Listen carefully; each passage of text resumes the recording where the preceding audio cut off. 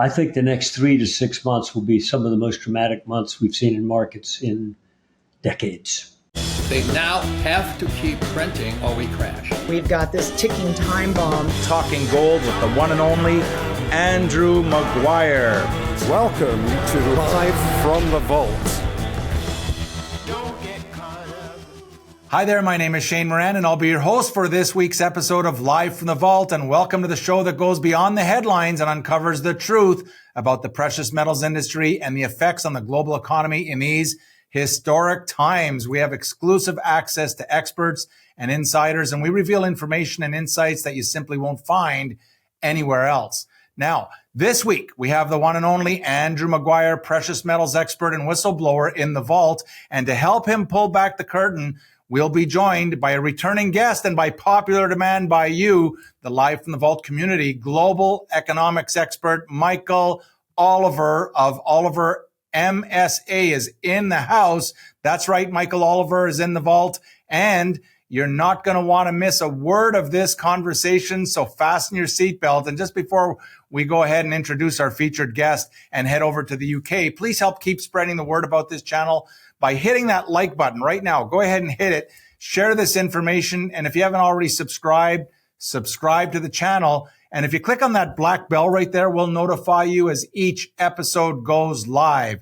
And for those who haven't already met Michael Oliver, you know, he entered the financial services industry back in 1975 with E.F. Hutton's International Commodities Division.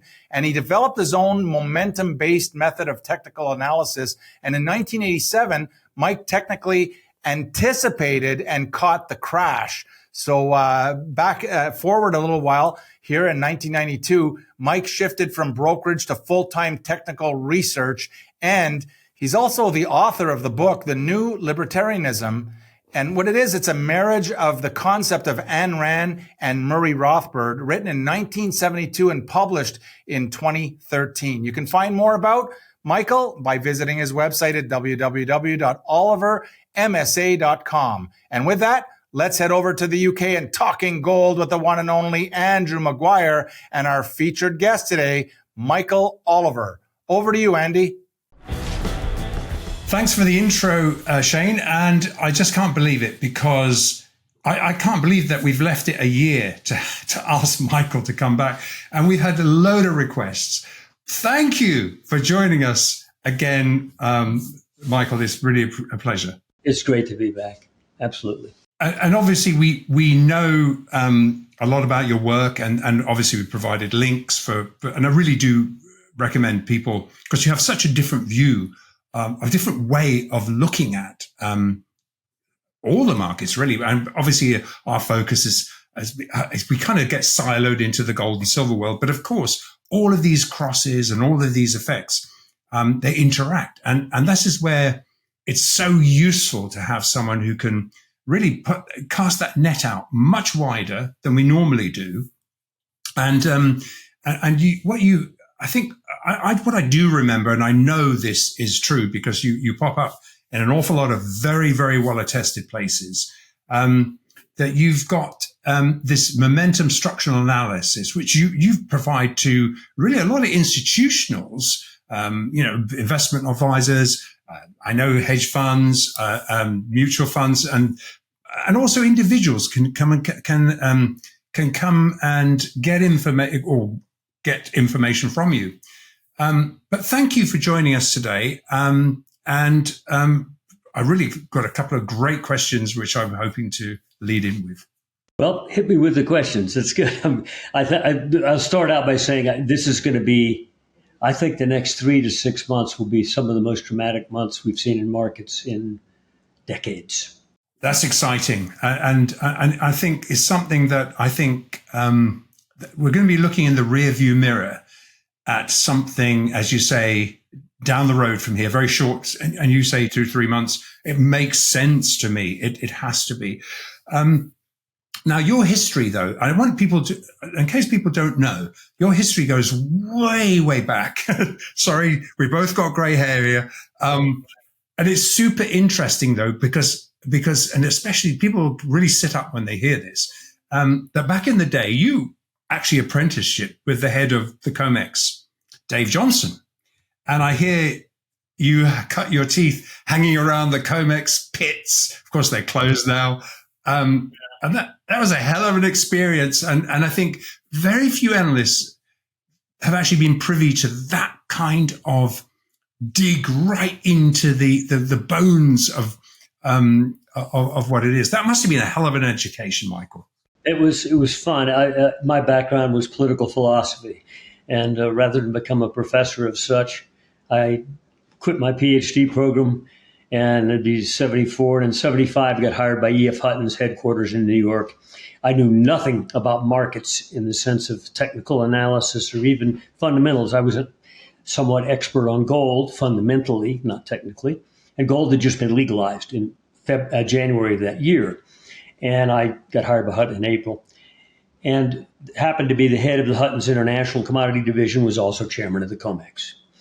And he was a simple bar chart technician. And he showed me by hand charts, how to draw trend lines and all that type of stuff. And so that was my initial awakening to technical analysis, price chart based.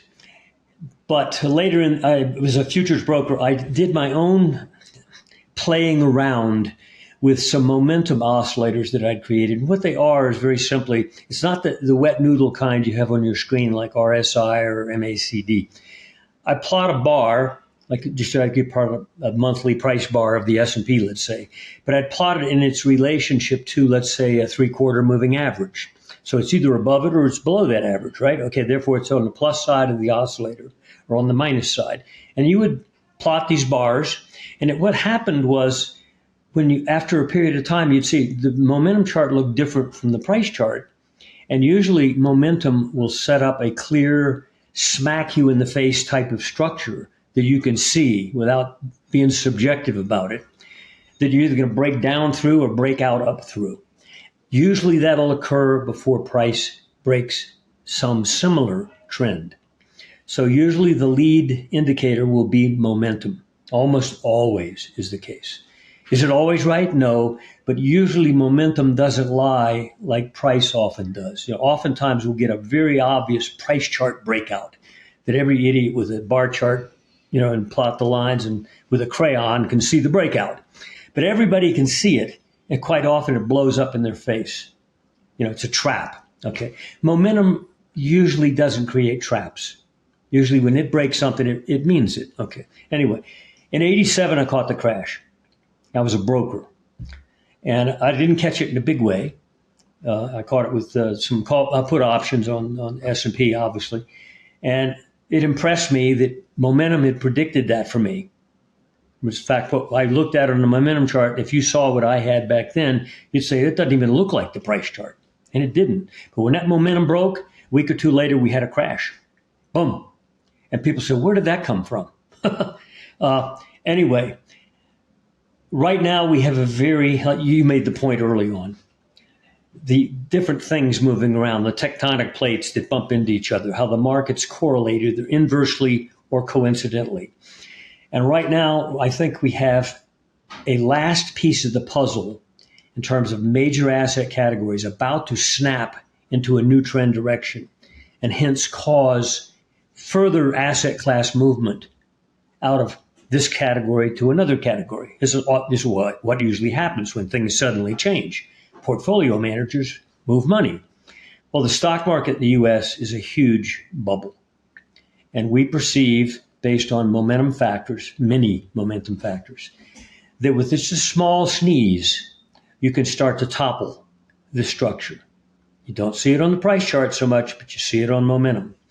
So I think when that happens, you're going to see a lot of that asset class movement move into something else. And one of the arenas is going to be T-bonds to the upside, meaning drop in yields. That won't last long. It may last a quarter or two, but could be fairly dramatic.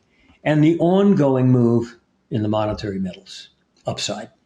Well, that is, and this is important because I think when you bring this side of things, or what I think is the big picture into view, it could save a lot of people a lot of heartache, because I know that an array of people that we deal with, And most of them are long-term physical buyers, stacking, no issues, no problems. But then there are a lot of people that follow a 10-minute price chart, and you see them getting rinsed in and rinsed out. And it really, they've become the useful fools of what I call the market. I mean, the cartel, you can call it anything you want. But there is a huge institutional side, and often they correlate. And I think I think this is something where those people that have lost heart ought to maybe step back and look at what you're talking about here. Yeah, it's markets don't always have this tectonic plate or icebergs banging into each other. Sometimes there's not much correlation. But right now, the correlations are either very strong inversely or in sync. And the big asset categories we're talking about now. And so what we watch at MSA is obviously the stock markets, not just the U.S. market, but others as well. Like I recently did a report on the Sensex in India and the Nikkei, which also look extremely vulnerable. And they're also bubbles, meaning they've had a hell of a percentage gain over the past 10, 15 years. Europe isn't such an example. I mean, it's had a nice gain since, let's say, the 2009 low, but it's nowhere like what the U.S. market has done. Now you can say, well, that's because the U.S. economy is better. Well, no, how about, it could also be that it's just a mania at a certain point. And also the Fed, if you look at a M2 chart of the acceleration and the decline of the real value of the money in it, the supply of money, and 2, Fed funds rate chart. Go back 50 years and look at the beast. And you'll see that since 2008 and 9 onward, with the exception of a couple of years, it was like zero rates. Okay, so 10 of the last 15 years, we've had free money. Well, I mean, if you're an investor or a builder or a family going to build a home or a municipal government going to build some facilities or something, one of your building blocks in your thought process is the price of money. Well, if you've been diluted and drugged, in effect, for 10 of the last 15 years, you made mistakes. And there's a point at which, if you've made errors, embedded errors in the economy and the family business, the corporate spending, et cetera, and it comes unveiled, then all of this gets exposed and the pain begins. And one of the ways it hurts is, of course, the collapsing price of the asset category, the stock market. And as you know, consumers around the Western world are concerned about the price of fuel and food and basic foodstuffs and so forth, which is leveled off, but it's about to go back up in our assessment. But they've been benefited by their stock market hanging in there pretty good, okay? And so with a retirement account, which a lot of people are now having to really rely upon, especially older people, where that matters to them. If you suddenly take 20 to 30% off that beast, the pain will go through the roof because they're already getting hurt on the consuming side. And if all of a sudden their notion of their savings drops double digit quickly, which we think it could, the emotion and the pain suddenly rises rapidly, like it did in 2008 and 9. Not in the initial part of that 7 top to the 8 drop, but later in 2008 and 9, suddenly the public got hurt, not just the stockholders. So I think we've got a very impactful and emotional situation that's going to be exhibited in different markets in different ways, but in dramatic ways. You mentioned 2008, 2009, and I think it was interesting. I pulled up a chart the other day, and again, not looking at price here. I'm just looking at just benchmarking that as the 0 point, and I know you go far beyond that, but pound gold, which made all-time highs this week, is up 533%. Euro gold is up 407%, making new highs this week. Yen gold looks to be making new highs, but it's already up 409%. The dollar gold price is 305% up. And then if we look at the other benchmarks, the dollar's only up 11.19%, looking at a chart here. And then we drop into negatives where the pound is down 36%. I mean, to me, this is a word salad. I know, using Kamala Harris's term, a word salad of information. But it needs a professional look at it. Well, it's another asset category that people they just accept as reality, and that is the money unit. Okay, that's the reality by which they measure. Am I making money on this stock I bought 10 years ago for $10 and it's now 20? I've doubled my money, right? No, the money supply has increased more than your stock price has gone up. So in real terms, you haven't made any money. Okay, and when I was a kid, a loaf of bread cost 20 cents. Okay. It's the degradation of the ongoing degradation of the money unit, the dollar, or the euro, or the yen, any of the fiat currencies, and they're not backed by anything except government printing. Okay, which they push the pedal, they let off, they push the pedal, but generally it's always an onward pushing of the pedal. So onward degradation of the money unit. Now, there's a point at which, if you get into this crisis that we're talking about, people will realize, especially if we get another resumption in commodities, which our work suggests is in process right now. We had the big explosion in late 2020 in the Bloomberg Commodity Index. In fact, we called it then. Bloomberg then was trading at 70. Okay, it went to 140 by February of 2022. So in a year and a half, it went up that much, doubled. It still was cheap. 140 on the Bloomberg, way below its 2008 peak, way below its 2011 peak. So despite the cries that inflation's rampant, it was, on a real basis, it was way below those levels. But then we had a correction. In fact, the Bloomberg dropped back 50% toward what had been the bear market low. It gave up 50% of its sudden gains. And it laid there for the last year or so. In fact, you could look at the Bloomberg Commodity Index, and it's inhaling, exhaling either side of 100 level for a year and a half now. It's not going down. It's just laying there. It's basing. Momentum says it's basing for another breakout upside, another leg of upside, despite the Fed claiming, we've done our job on that mandate. Now we'll go over to the other one, which is equally important or more important now, jobs and the economy. That data point, the job-related data points, have been sick for the last 4 or 5 months anyway. If you look inside who's hiring and who's not hiring, it's not the core elements in the economy. It's things like hospice workers, home care workers, bartenders, waiters. Nothing wrong with those jobs, but that's hardly the core of the economy. And government employment is continually very strong. When you look at things like industry, manufacturing, or major transportation, it's either weak or it's flat. The Fed knows that, so they know the real core, despite the top number looking good. What's really going on is not so good. And I think they're panicked about that. And I think I suspect if you wobble the stock market a bit, then next week or so, they're going to cut rates another half point. Okay? So nobody should be shocked by that. Again, the throttle, pushing on the pedal, meaning money supply increases, rates coming back down, probably below what market would set if it were free market and interest rates. And if you go back and look at the 2000 top.com and the 2007 top, the mortgage top, the Fed started cutting rates right near the top. In fact, in 2007, it's very interesting, and I've been looking at it day to day here. I think it was September 18th back then, and I think they cut this month. It was September 17th last month. It was like a one-day difference with the Fed cut rates. Half a basis point. Back then, it was sort of a surprise that the Fed had cut. But they cut a half a basis point, despite Bernanke saying, there's no problem with the mortgage market, but we're going to cut a half a point. If you circled where the S&P was then, it went up for the next 3 to 4 weeks, just like we've done for the last 3 or 4 weeks since the rate cut. That was the top. And the Fed continued to cut rates dramatically all the way through 2008 and 9 and onward, and yet the market collapsed.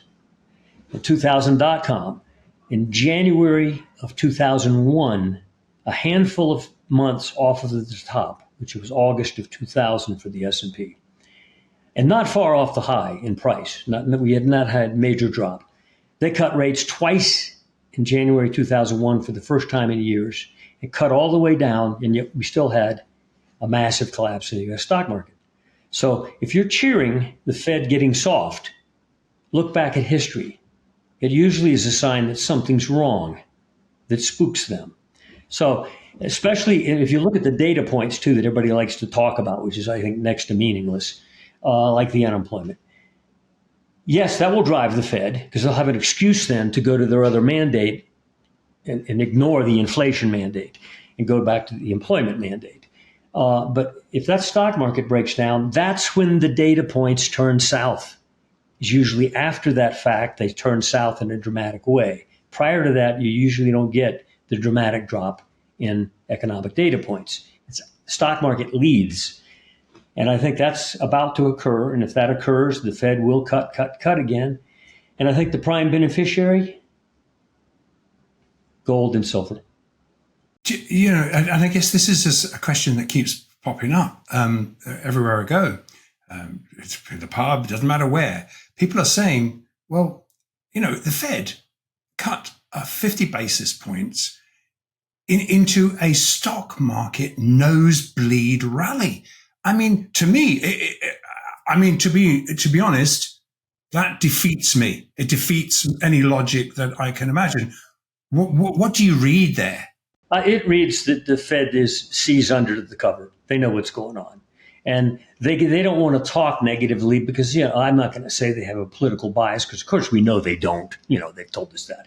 But it's election coming up, and they certainly don't want to say the economy's starting to suck, okay? You know, because all the data points look good. So they want to keep that. But on the other hand, they can't wait too long because if they wait too long, and Powell's even said this, you know, it could get negative, and they don't want to be on the wrong side of the curve there. So, but when the data points start to come in, they'll go aggressive quickly, more aggressive even, and more steadily, half point. When they have the academic excuse to do so. And as you said, right now, they don't seem to have that excuse, and yet they're doing it. That's because they see something. And I think this time around, it's not an issue of private debt or the dot-com implosion or the mortgage market in the U.S. private debt. It's going to be more of an issue of government spending in relation to GDP, the deficits and so forth, which are piling up, you know, in a dangerous way. And there's no easy way to solve that. And of course, we know the central banks are ultimately there for the prime purpose is to support the government debt markets. Now, in the long run, that means I don't think the UST bond market is in good shape. But on a shorter term basis, well, quarterly momentum has already been up for a quarter now. It turned up in July. Our measurements said that the bonds are turning up. Yields are going to start to drop. On the long end, we're talking 30-year. And it looks like you could go for another quarter or two. And our bet is that that will occur as the stock market starts to break.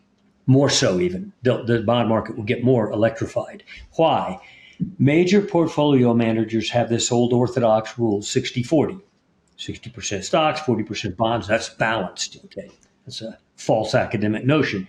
It certainly was false in 2022 because you got killed more in bonds than you did in the stock market. But right now, the way the technicals look, it looks like no, T-bonds are going to get some benefit out of a stock market wobble in a break. And it'll be largely because of portfolio managers saying, I want to move some money out of this higher risk, less reward sector into this lower risk, possible safer sector, the T-bond market.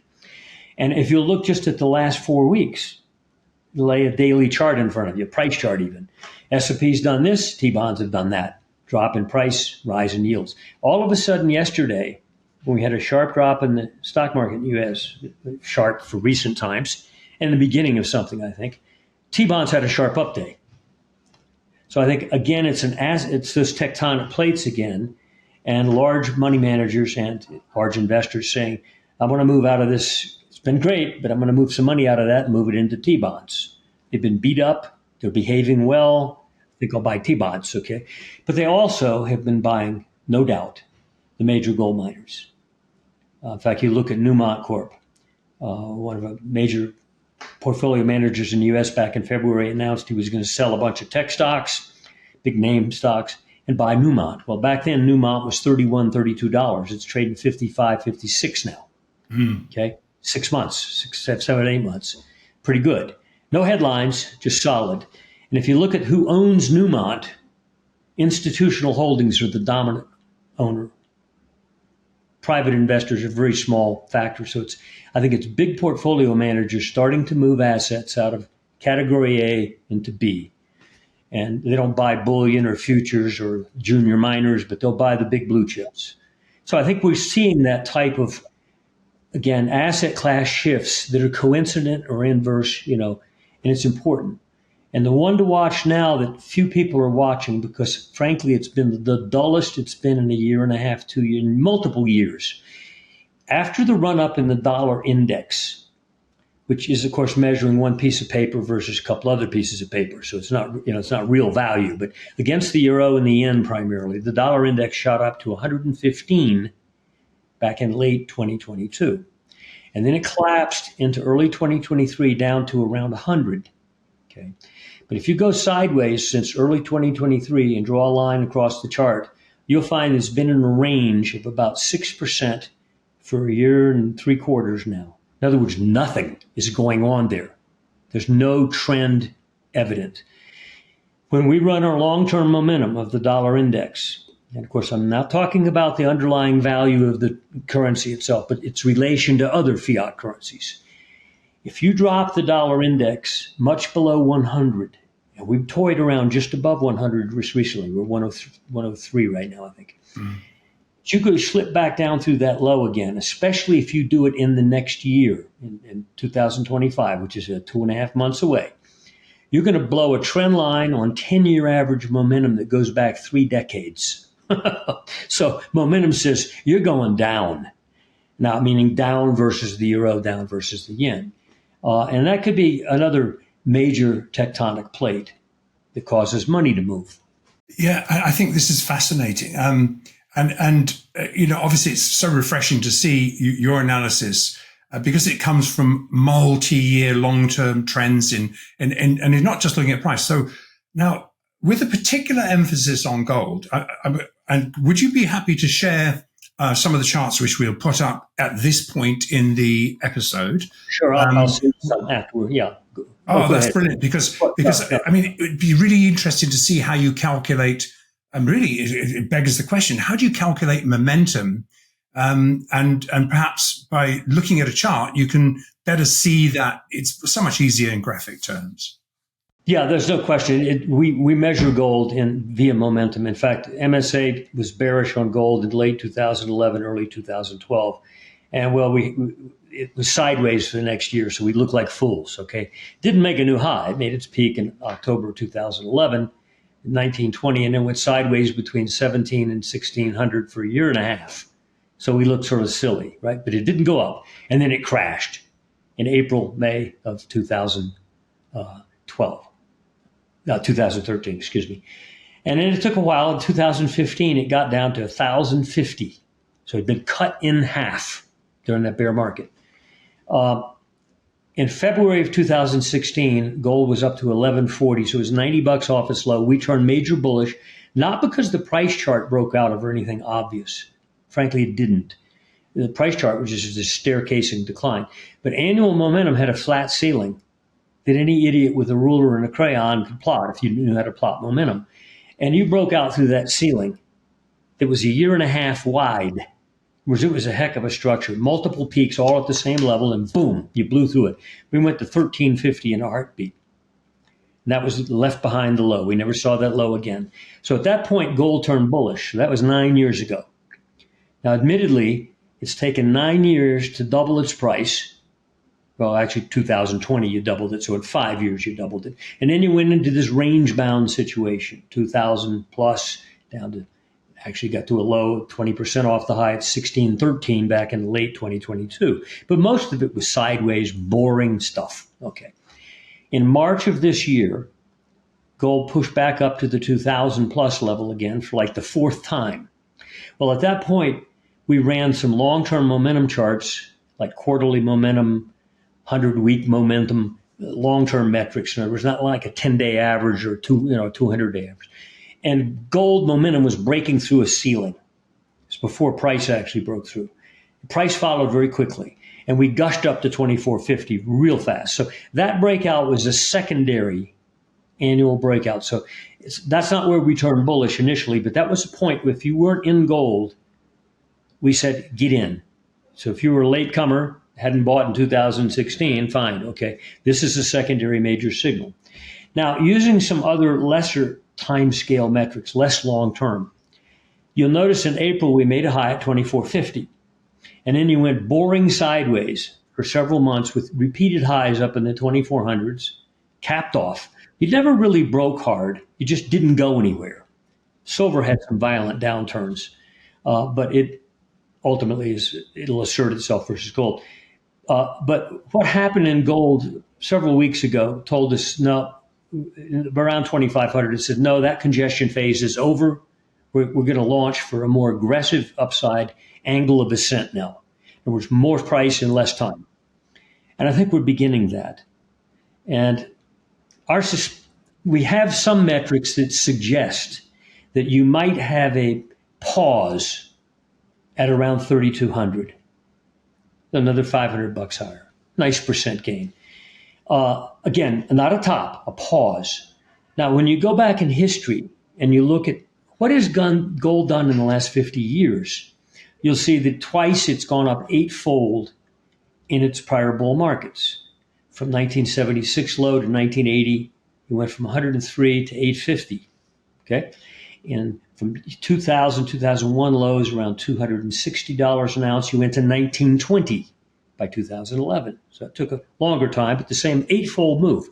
Well, if we went up eightfold, we'd be at $8,000 gold. Bear market low being 1,050. So even when we say that, it's just that we're not saying that's where it's going. We're just saying that would be almost routine. You know, it's not unique for gold to go up an eightfold move. And a lot of it in the past, when those big moves occurred, much of that move occurred in the last year or last several quarters of the overall bull advance. So it wasn't like evenly spaced. It was like angle, angle, and angle increased sharply, and you went off the page like a rocket. And it was during those times, like a year before the ultimate top, where silver would suddenly engage in a way that was so dramatic that it like tires squealed. And silver just outpaced gold so vastly that, yeah, gold was the mama, but as we say, silver is the little dog on a leash, okay? But sometimes it runs ahead of gold. And I think we're at one of those points right now by our measurements where you may pause at 3,200 gold, but where would silver be at that point in time? And by our measurements of the relationship between silver and gold, right now silver is about 1.19% of the price of gold. Very, very low level historically for the gold-silver ratio. In fact, if you go back 50 years, you'll see that silver has, in 21 of those 50 years, at some point in 21 of those years, reached 2% of the price of gold. So even 2% is almost routine for silver to see that relative level. Well, again, we're 1.19. You know, even at $3,200 gold, silver would be in the 60s. Okay, so I think that the odds are right now that, yes, watch gold, it's the mama market, but the other monetary metal I think is about to go ballistic in terms of percent gain. And I don't think it's going to be over quickly. I don't think this is going to be like 1980 or 2011 where you had this surge and then that was the top. I don't think that's the reality this time. I think it could be dramatic like during 2025, well beyond that 3,200 gold, like go to 8,000, for example. But given these other things we were talking about, these major asset class trend shifts and the flow of money and the panic it could cause among governments this time, because it's their debt that's in question, more so than private debt, the move in gold and silver could be even more enormous in terms of where is it going. There's some fundamental folks I greatly respect who've done some thinking about that issue and have come up with like in the $20,000 range plus, which is way more than eightfold, but that's fine. We're in a different world now. And so to go back and look at those prior eightfold moves and say, well, we could do that again. Yes, you could, but don't assume that's all you're going to do. But I do assume that a lot of what we're going to do will occur in the next 3 to 6 months, but especially as you get through 2025. There'll be a pause here or there, no question. But I think the price drama will be focused in the monetary metals on the upside. That's absolutely fascinating. I really was going to circle back to silver, which you've already kindly brought up, because I know that you've been a strong advocate of silver for multiple years now. And, when it was probably $3-4, So the thing is, and again, it's not, as you say, it's not that gold or silver has gone up. It's just that the money printing creates more dollars, euros, and pounds to buy the same ounce, doesn't it? Yes, it's right. Yeah, it's really not gold going up over history. It'll tend to go up more than the decay in the money, and then some there's less in the decay of the money. So it'll inhale and exhale, but ultimately, the curvature in gold, and it's good to look at a logarithmic chart. For example, go back to 1975 and look at that, and you'll see that this quote new highs we're making now are very timid, frankly, as I explained, in the ratio relationship of those two prior peaks.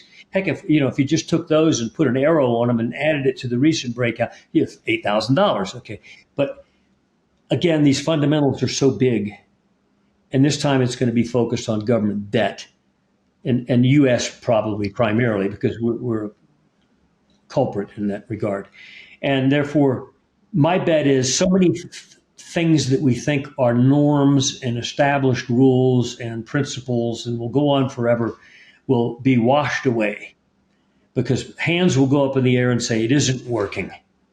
And I think one of the things that won't be here in a couple of years is the Federal Reserve. What do you need? What do you need? A monopoly force from above. Actually, they can have physical force because they're the government monopoly, just like a police force or whatever.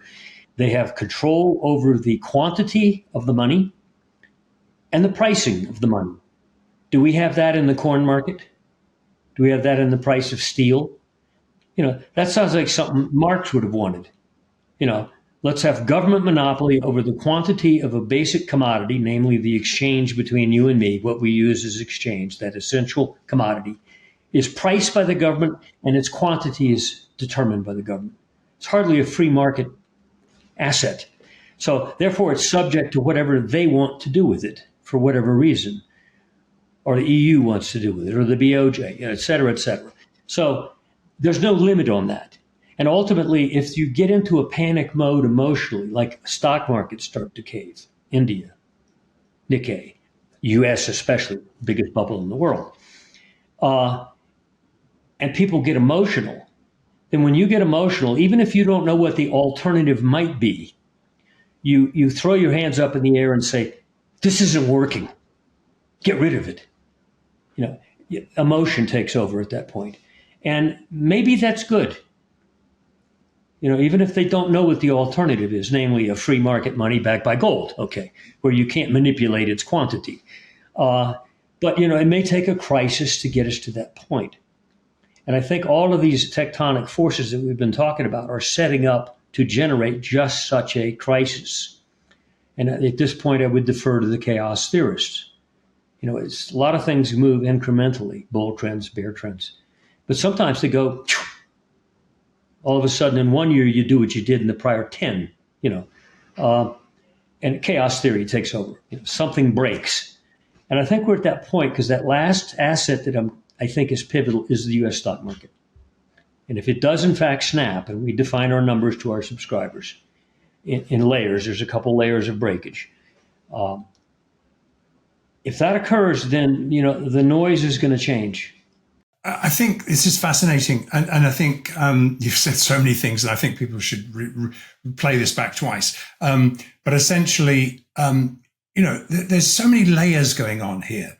And then obviously our focus is the physical markets and being on the wholesale side of the physical market and seeing where the big liquidity providers are. And when you vend what you're talking about into this, it's fascinating because really, you've got all of this stuff going on that you're talking about, and I thank you for putting these charts up. I know you're going to put some charts up here. I'll get shot if you don't.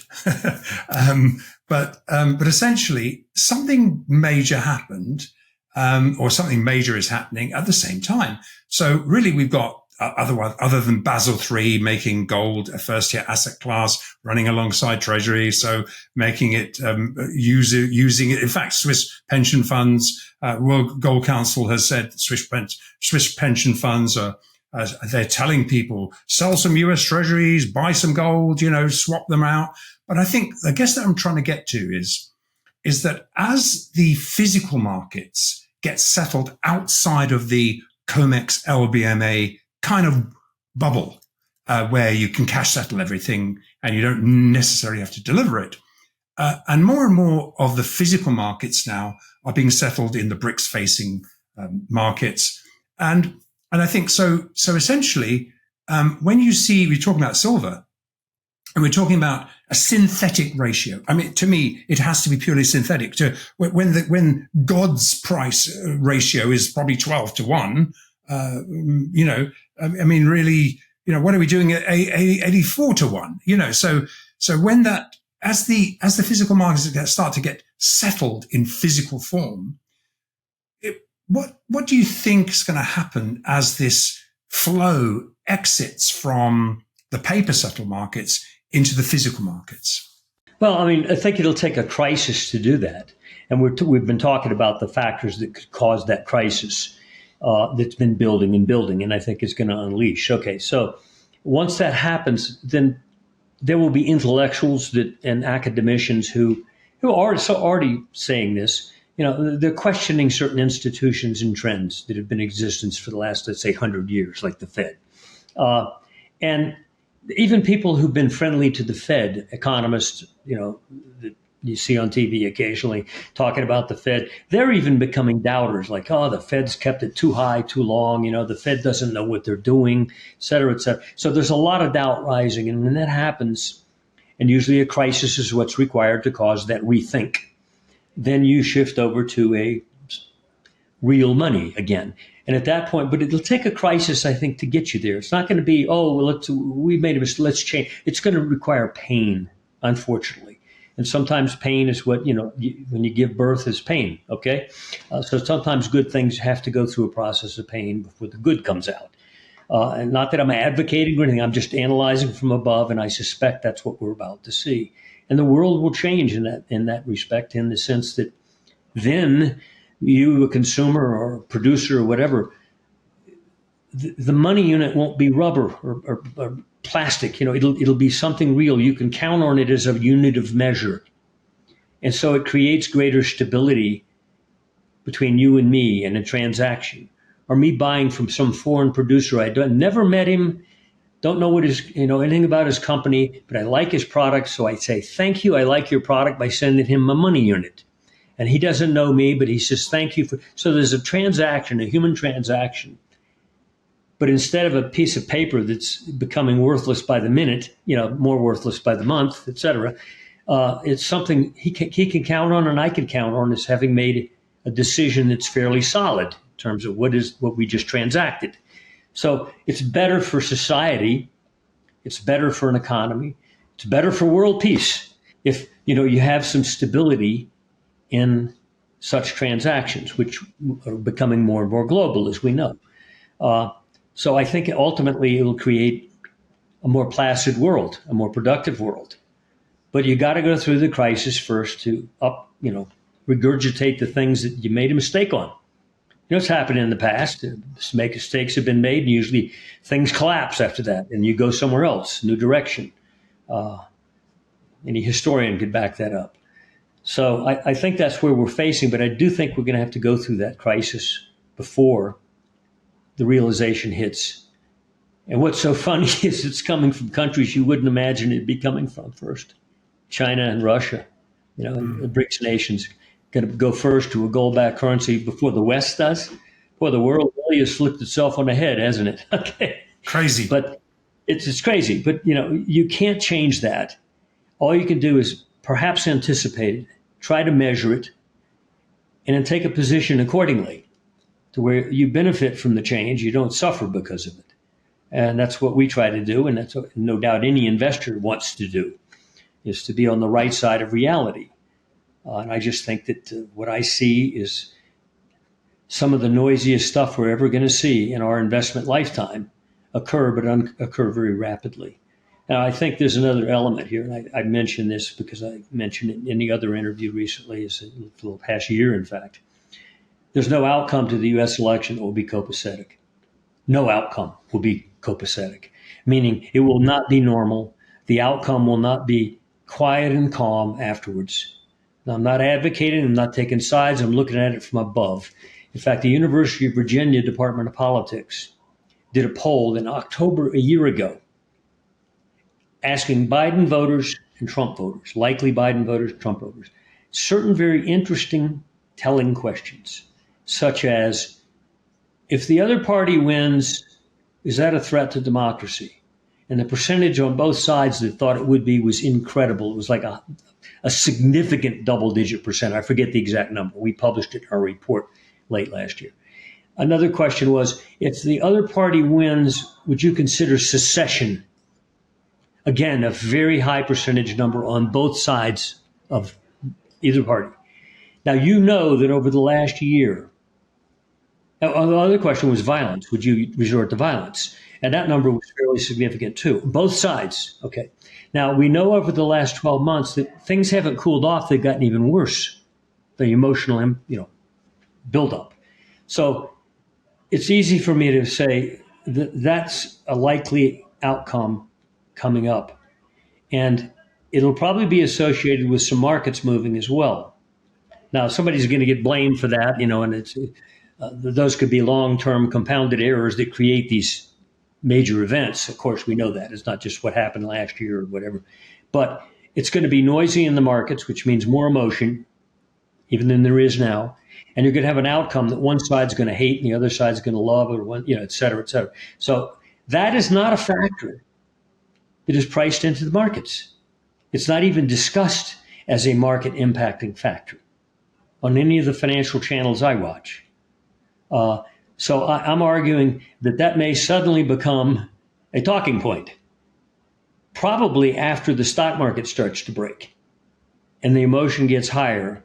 And then, emotion, that's going to be exacerbated by the outcome of that election.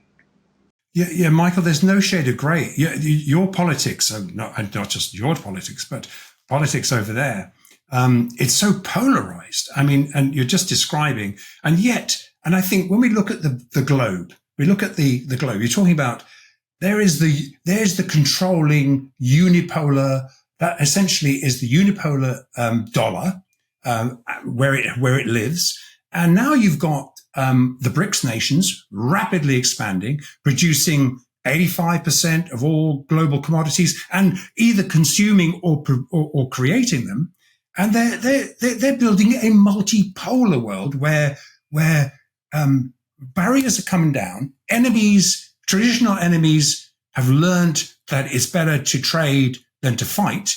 And you've got this dynamic shift between one side and this evolving multipolar world where it'll be a fairer and better system by the sound of it. I think that's likely the outcome. But again, there'll be pain in getting there. It won't be, we've made a decision, let's change it. It'll require pain and public pain. And that creates emotion, and emotion creates change often. So, by the way, you mentioned about China and their power in the world trading. They produce 80-90% of the solar voltaic cells, and silver is a component in that. And I think that's going to be a trigger point for silver. I don't know if I've already said that, but that's something people don't talk about. They just view silver as a little dog that follows gold. But silver has that unique industrial aspect where the supply demand in the industrial side is getting squeezed, especially with that new demand, heavy demand from China for silver for the voltaic cells. And they produce solar cells in Africa and Asia and so forth, where emerging populations that don't have built-in electric power under their streets, they need solar panels. And so that could become a headline for the silver market that's in addition to all these other things we talked about. I just wanted to inject that because I suspect that's going to become a news story, but after silver has the next surge, not before. In other words, once you get the next surge and you blow out those two peaks at $50 that every idiot can see going back 50 years, and you go up into the mid 50s or something, then probably a story will come out that's already out, but nobody's paying attention to it. That, my gosh, we have a squeeze on silver, and that'll help fuel what?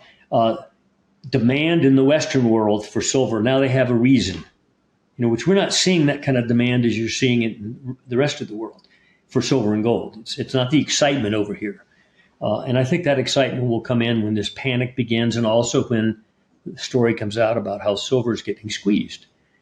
Anyway, pardon me for interjecting that. Okay. No, I think this is why it's important for people to open their sphere of learning and listen to, for example, you're talking about momentum analysis. So you just mentioned, yes, I mean, people will react likely after silver has blown through the roof. And so that's the wrong time to act. So really what I hear you saying is, look, come and look at what the momentum analysis that I'm looking at. This has been proven over many years. It's an algorithm that you have somehow distilled that you can present to people.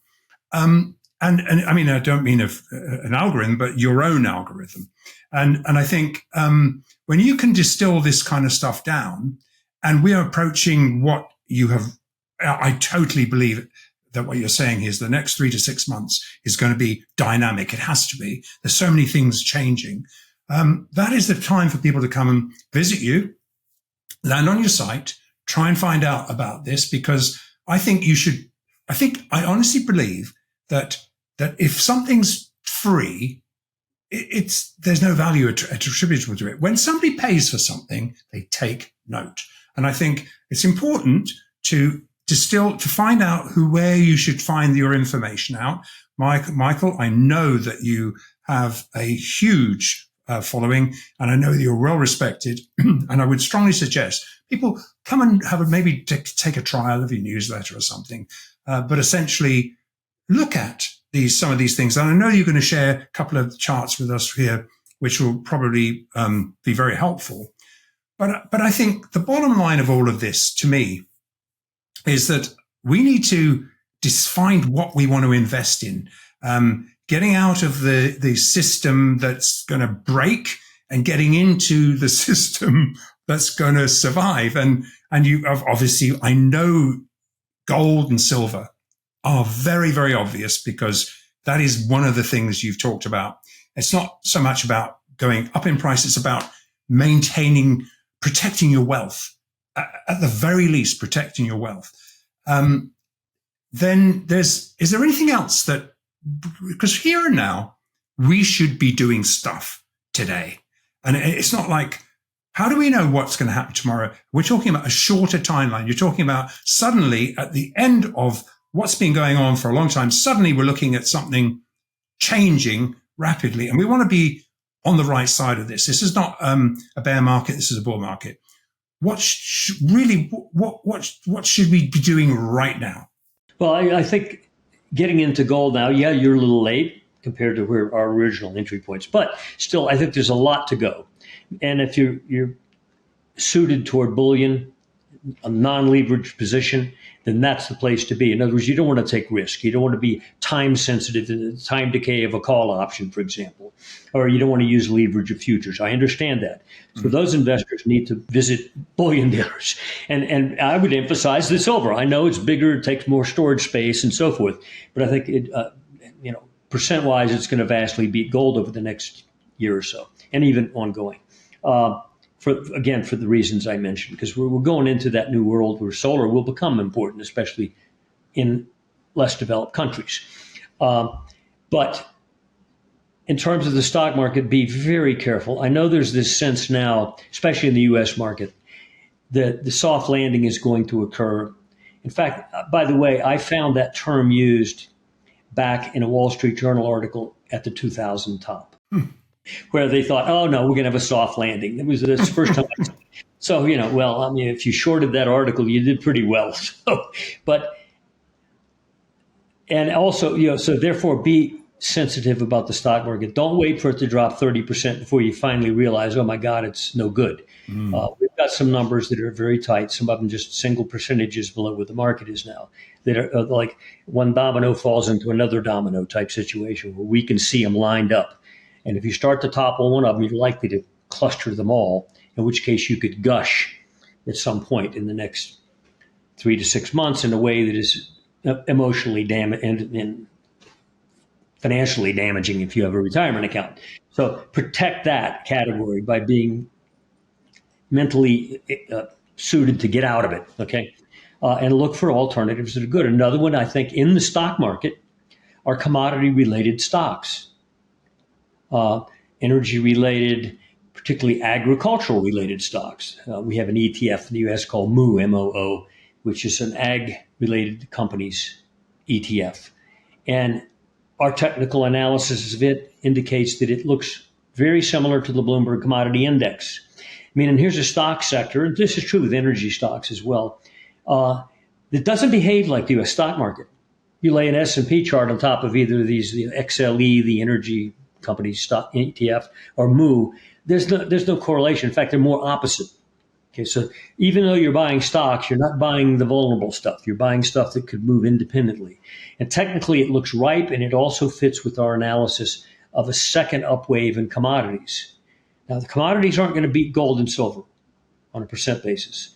But if you want to own stocks, gold miners and silver miners is the emphasis, but also the commodity-related stocks in general look like they should be a safe place to be and a profitable place to be, even if the broad market goes down.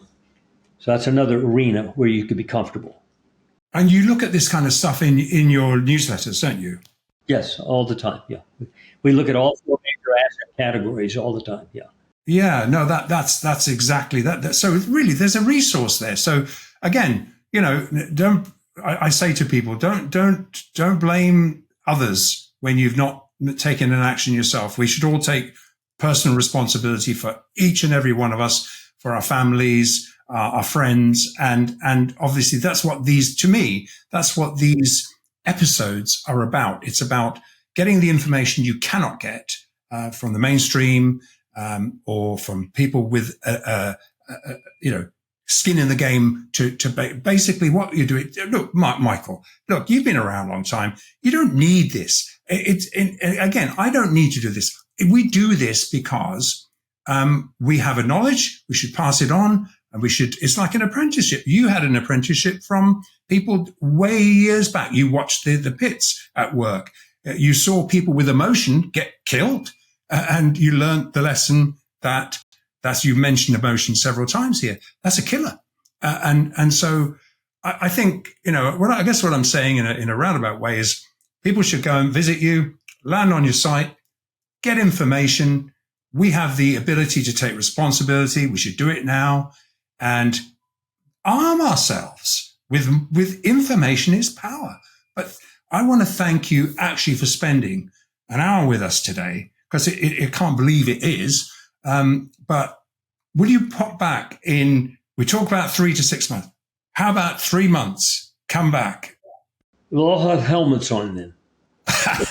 Okay. I'd be happy to update what I thought might occur. We'll see if it did, if we headed in those directions, because it's going to be fast. And the one thing about listening to financial channels and economists and so forth, and not that I disrespect them all, because some of them are on the right side, I think, and they see problems. They just don't know when to time them, but they see them coming. Is that it's always late. They suddenly realize, oops, that's no good, but you're 35% off the high or something, and before you realize it. And that's just the way markets are, particularly markets that have been excessive for a long time. Dull markets, that's not a big issue. They turn slowly, they advance. But markets that have been dynamic and done too much in one direction for too many years, when they go so fast, especially when we live in a world where the money unit you use to measure them by is paper baloney, okay? Mm-hmm. That's one of the real problems, is that it's not really, it's the money unit you're measuring it by, the underlying value of it. Okay, anyway, it's going to be an interesting time. Well, sage information. Thank you, Michael, and thank you so much for joining us today. And I know it will be well received. And we're going to have a couple of charts up, obviously links to your website. So, guys, when you're listening, watching this, do something about it. Get some information. It's there. It's in your face now. But thanks, Michael. Thank you, Andy. All right. Thank you, Andrew Maguire and Michael Oliver, for this in-depth discussion. And remember, to our entire community, buy physical, make sure it's physical and make sure it's backed 1-to-1, and understand the difference between what Andy calls the casino paper gold and silver markets and the actual physical gold and silver markets. They're not the same, and don't be fooled out there. So with that, that's all we have for you today on another fascinating episode of Live from the Vault. And please help keep spreading the word about this channel by hitting that like button. If you haven't already done so, hit the like button, share this information, and make sure you subscribe. And if you click on that black bell right there, we'll notify you as each episode goes live. And with that, we'll see you right here next time on Live from the Vault. See you then.